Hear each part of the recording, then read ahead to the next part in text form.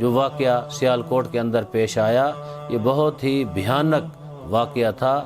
جو انسانیت سوز واقعہ تھا، جس سے پیغمبر گرامی اسلام خوش نہیں ہوئے، جس سے اہل بیت علیہم السلام صحابہ کرام بھی خوش نہیں ہوئے کہ ایک بات کو سنا جا کے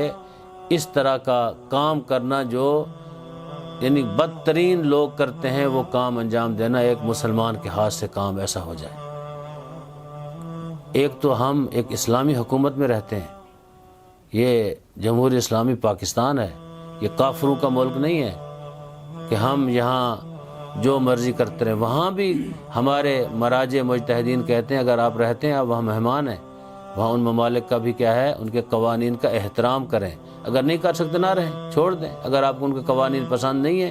ان ممالک کو چھوڑ دیں، خیر بات کہیں اپنے ملک میں آ جائیں۔ یہ ملک تو اللہ تعالیٰ نے ہمیں اسلام کے نام پہ دیا ہے، لا الہ الا اللہ محمد رسول اللہ کے نام پہ یہ ملک دیا ہے، تو اس ملک میں تو عدالتیں بھی ہیں، اس ملک میں تو نظام بھی ہے، اس ملک میں قانون بھی ہے، اس ملک میں ہمارے اکابر علماء بزرگان مفتیان دین بھی موجود ہیں۔ تو خود سے لوگوں کا یہ فیصلہ کر لینا کس کون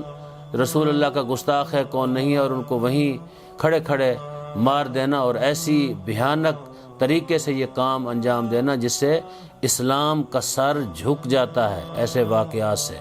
اسلام جو ہے، وہ لوگ اسلام کی خدمت نہیں کرتے، ہو سکتا ہے کہ وہ نافہم ہوں، کسی کے ہاتھ میں کھیل رہے ہوں تاکہ اسلام کو نقصان پہنچے۔ اسلام کو جب بھی نقصان ہوا ہے اپنے لوگوں سے ہوا ہے، پرائے لوگوں سے نہیں ہوا۔ اندر کے لوگ جو ہیں منافقین،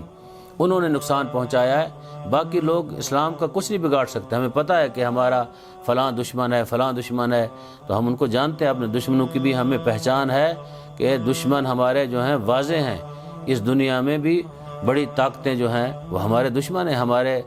درپے ہیں قرآن کے، اسلام کے۔ وہ چاہتے ہیں کہ کہیں نہ کہیں ایسا کام کیا جائے جس سے اسلام کا چہرہ جو ہے داغدار ہو جائے اور اسلام کا چہرہ خراب کیا جائے۔ تو اس واقعے نے، جو سیالکوٹ کا واقعہ ہے، اس نے اسلام کی خدمت نہیں کی، اسلام کا چہرہ داغدار کیا ہے، اسلام کے چہرے کو نقصان پہنچایا ہے۔ لہٰذا جو لوگ اس کام میں گئے ہیں، پہلے تو میں توقع کرتا ہوں میں آپ لوگ جو بیٹھے ہوئے ہم کتنے نیک ہیں، پہلے ہم اپنے کردار کو دیکھیں۔ کتنے لوگ ہیں جو اس واقعے میں شریک ہوئے ہیں، وہ نماز تہجد پڑھتے تھے، کتنے لوگ ہیں جو نمازی تھے 5 وقت کے، کتنے لوگ ہیں جو جھوٹ نہیں بولتے تھے، کتنے لوگ ہیں جن کا کردار اچھا تھا، کتنے لوگ ہیں ان کی گفتار اچھی تھی۔ پہلے ہم اپنی کردار سازی کریں، ہم اپنے آپ کو نیک بنائیں، ہم اپنے آپ کو اچھا بنائیں۔ پیغمبر گرامی اسلام صلی اللہ علیہ وآلہ وسلم کہ فرزند کا فرمان ہے امام جعفر صادق علیہ السلام کا کہ آپ کے عمل سے لوگ آپ کی طرف آئیں، اسلام کی طرف۔ آپ کا کردار ایسا ہونا چاہیے لوگ آپ کو دیکھیں مسلمان ہو جائیں۔ آپ کا کردار جب اچھا نہیں ہوگا تو لوگ آپ کے کردار ان باتوں کو دیکھ کے جو مسلمان ہونا